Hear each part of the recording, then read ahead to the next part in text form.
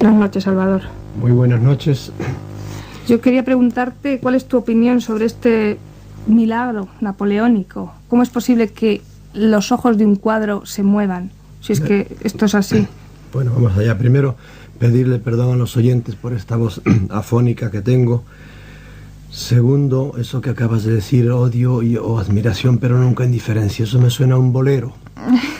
Debo de haberlo yo cogido por ahí de forma subconsciente, no te diría que no. Se cantó en el Caribe. Tercero, aquí en este milagro que he oído así con un poco de reprimido, juntabas cosas que yo quiero muy poco, como son los militares, sobre todo haciendo de jueces y de árbitros, el patrioterismo, que lo aborrezco, tengo mucho también que decir del patriotismo, los milagritos y el fanatismo, de modo que hubo que tener un poco de paciencia. Bien, yo no sé qué vería Napoleón, probablemente vio lo que la Santa Madre Iglesia llama un milagro, algo que le llamó la atención a él. Ahora, de eso, pegar un salto a Dios, es decir, a que eso es una cosa que respalda totalmente las increíbles creencias del cristianismo, eso es un salto mortal. ¿Por qué? Porque eso que la Iglesia llama milagros, es decir, lo que para la parapsicología llamamos hechos paranormales, se dan en todas las culturas, en todas las religiones actualmente. Y hay religiones donde esos hechos extraordinarios, que no se explican así a primera vista, se dan en mucha mayor abundancia que en el cristianismo. Ahora casi no hay santos y casi no hay milagros. En cambio, en otras religiones puedes ver los milagros todos los días, si quieres ir a ciertos sitios, a ciertas basílicas, a hablar con cierta gente. ¿Cómo es posible? O quizá hablemos después. Vamos a empezar un poco hablando. Sí que hay un poco estudiado Cristos, por ejemplo, en España que lloran lágrimas de sangre.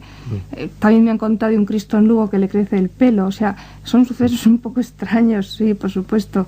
¿Cómo es posible o a qué se puede deber? No ya poniendo en duda que esto sea cierto, sino viendo que ha habido gente que lo ha corroborado, que allí, por ejemplo, hay una imagen que llora. ¿A qué puede ser debido esto? Que se llama milagro. Bueno, vamos a ver, los cristos a los cuales les crece la barba y el pelo son abundantísimos. Por ejemplo, el Cristo de donde yo nací en Orense también dicen que le crece la barba, lo cual no es cierto, ¿verdad? Las tradiciones esas de crecimiento de barbas y pelos no suelen ser ciertas. Ahora, otras cosas sí, por ejemplo, Cristos sangrantes, Madonnas llorantes o sudantes, ¿verdad? Eso sí, es cierto. Hay un cuadro, yo podría darte fotografías que yo he tomado.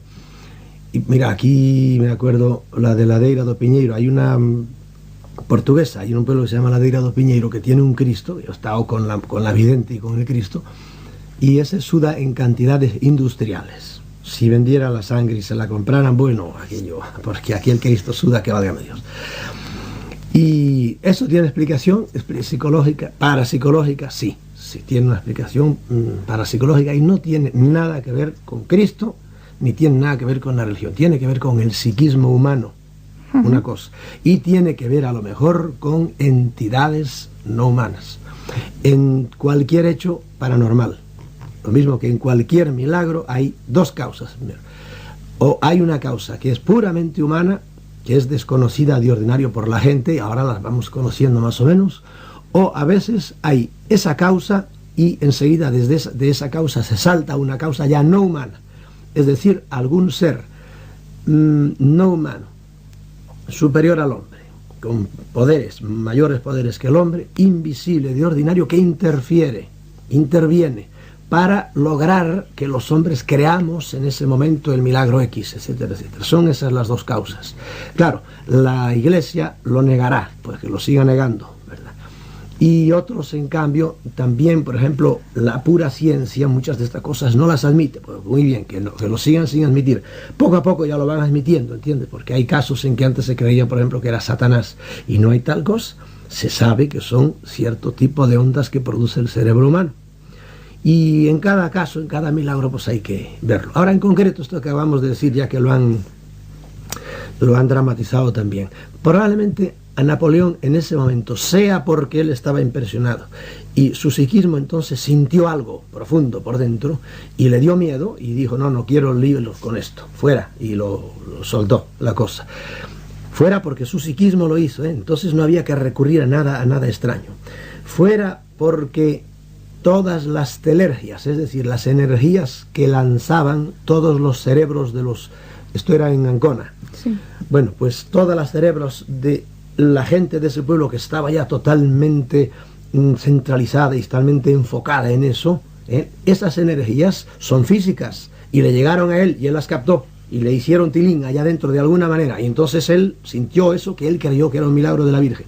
Tampoco en este caso habría que recurrir a nada sobrenatural. O fuera que una entidad, que vamos, me juego la vida a que no era la Virgen la que intervenía en esto, una entidad hizo que este señor hiciera esto para seguir el juego, para que en ese momento creyese aquella gente que era la Virgen y siguieran con su fanatismo de la Virgen María, etcétera. Mira, hay casos, por ejemplo, aquí, nada más empezar a oír esto, escribí aquí, Alarcos. La batalla de Alarcos fue por el siglo XIV, porque aquí en España.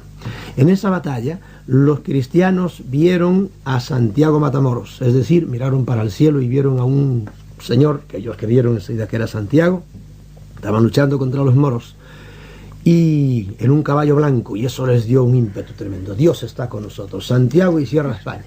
Pero en la misma batalla los maometanos vieron otro caballo blanco, no sé si era blanco el caballo, vieron otro caballero, otro jinete, y claro, ellos creyeron que era Mahoma, y se dieron leña, pero con un gusto tremendo, y hubo muertos, que probablemente eran lo que querían las entidades, que hubiera mucha gente muerta, y por eso incitaron a los dos para que peleasen los hombres, y nosotros, los hombres, como tontos, ¿verdad?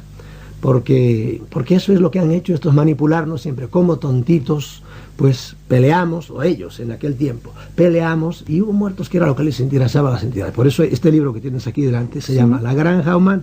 Somos una granja, se ríen de nosotros. ¿Quiénes? Estas entidades no humanas superiores al hombre, lo que la Iglesia llama ángeles o demonios, lo que los orientales llaman asuras o dakinis o devas, ¿entiendes? Seres que están más arriba de nosotros y que no son dioses, según el Dios con mayúscula, en la cual cree la gente, ¿verdad? No son, sino unos seres que son superiores a nosotros y que yo a veces les llamo dioses con minúscula. Tú eres también autor de un libro que se llama Las apariciones del Escorial. Has estudiado este fenómeno y has puesto un poco en entredicho lo que algunos decían que sucedía allí. Aquí hay que hablar con mucha cautela. No hablo así. Yo soy un hombre descautelado por completo. Yo digo lo que creo que debo decir. ¿Cuál es tu versión de lo que ocurrió en el Escorial? Lo que ha ocurrido siempre en todas las apariciones. Es una entidad, si es una auténtica aparición, una entidad o dos o tres jugando con los pobres fanáticos que van allí, haciendo que crean una cosa. Y vuelvo a decirte, hay apariciones en donde lo único que se aparece o lo único que trabaja es la mente enferma del psicópata, aquel que tiene visiones y apariciones y oye cosas y por ahí. Y ahí tienes la palabra los psiquiatras. Pero hay apariciones donde los psiquiatras no tienen nada que hacer, sino que un hombre cuerdo, hombre o mujer, cuerdo, que tiene a lo mejor sus títulos universitarios, con sentido común, de repente empieza a oír voces, o empieza a ver cosas, y no es su mente la que lo hace, no, sino que el pobre es víctima de un juego. Y en el Escorial, una pobre mujer llena de buena voluntad, madre de 7 hijos, que se llama Amparo, pues un buen día, y ella, que era muy poco religiosa, pues empezó a ver encima de un fresno, como suelen ver todos estos videntes religiosos, cerca de un árbol y de agua, porque yo fui allí y también a ver dónde está el agua, a 4 metros, no estará a unos 8 metros del árbol, ¿verdad? Porque tiene que haber agua, siempre. ¿Por qué? Porque ellos necesitan agua. Igual que si tú ves que hay animales, muchos rumiantes, pues busca que tienen agua, porque si no se van a donde haya agua. Esta gente necesita una energía que sacan del agua también, y de otros sitios, pero suelen ser sitios muy húmedos siempre.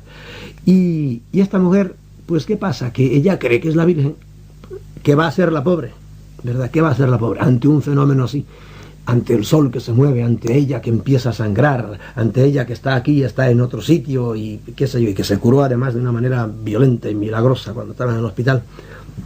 Lo que hace falta es que la gente esté preparada para, leyendo un poco más, para conocer que estos fenómenos no son lo que parecen ser, son reales, pero no son lo que parecen ser.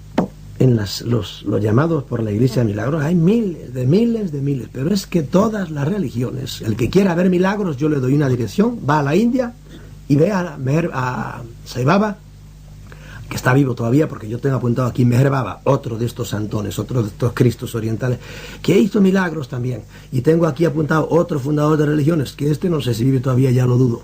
Bapak Subud, el fundador del Subud, también hizo milagros tremendos. Antes se convirtió de una manera rarísima un día. Bueno, pero Sai Baba vive todavía.